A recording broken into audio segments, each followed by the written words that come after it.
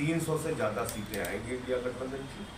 और भारतीय जनता पार्टी हार मान चुकी है। बौखलाहट में कुछ भी बोलते रह रहे हैं इस समय प्रधानमंत्री जी, उनके पास कोई मुद्दा है ही नहीं है।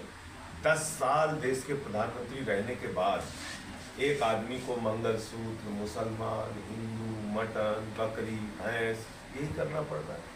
रोजगार पे बात नहीं करते प्रधानमंत्री, महंगाई पे बात नहीं करते, काला धन पे बात नहीं करते, पक्का मकान देने पे बात नहीं करते, बुलेट ट्रेन के बारे में बात नहीं करते। जितने वादे आपने किए थे एक भी पूरे नहीं किए आपने।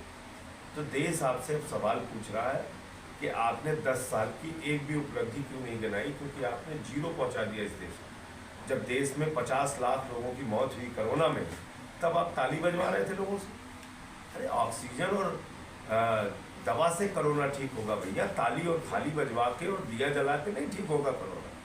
एक मूर्खतापूर्ण तरीके से इस देश को 10 साल तक प्रधानमंत्री ने चलाया।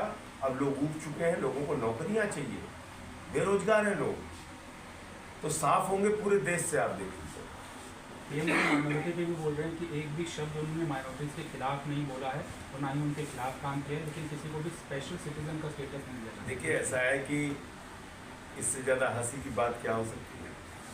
प्रधानमंत्री रोज नफरत की भाषा बोलते हैं और मैं तो ये कह रहा हूँ कि ये सिर्फ हिंदू मुसलमान नहीं, हिंदुओं को भी आपस में लड़ाते हैं।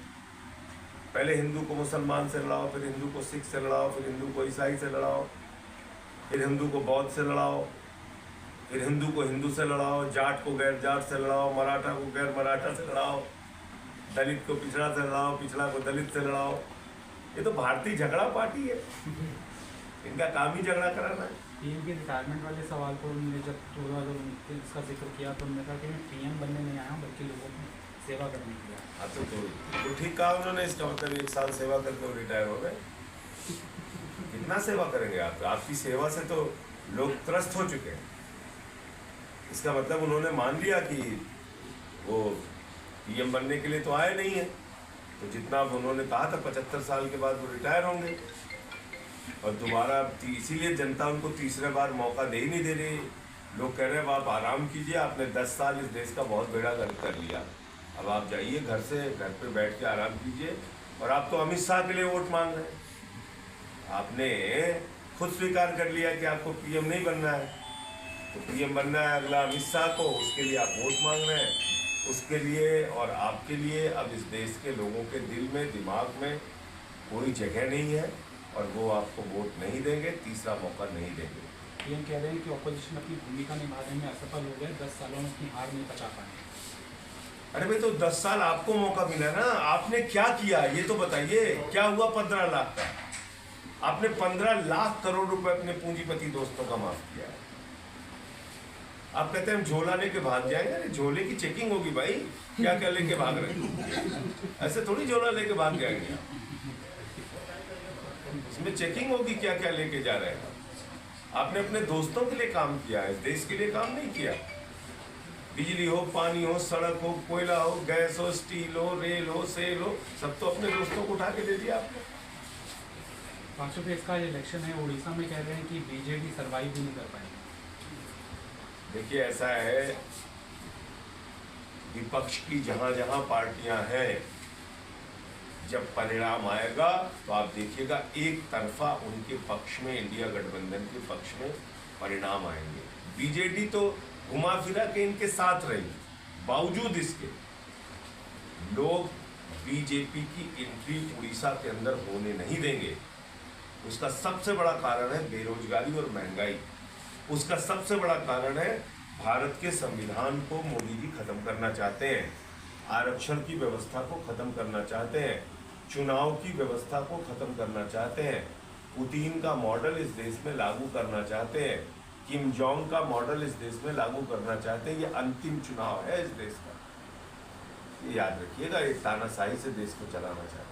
इस दिल्ली में आज योगी बनाम दिल्ली सीएम देखने को मिलेगा। योगी पहली बार आ रहे हैं दिल्ली के अंदर प्रचार करने के लिए। भाजपा के कई राज्यों के मुख्यमंत्री नड्डा और अमित शाह के भी आज दिल्ली के अंदर आने दीजिए। आपको याद ही नहीं है, फिर 2015 में 272 वार्ड में 272 सांसद की ड्यूटी लगाई थी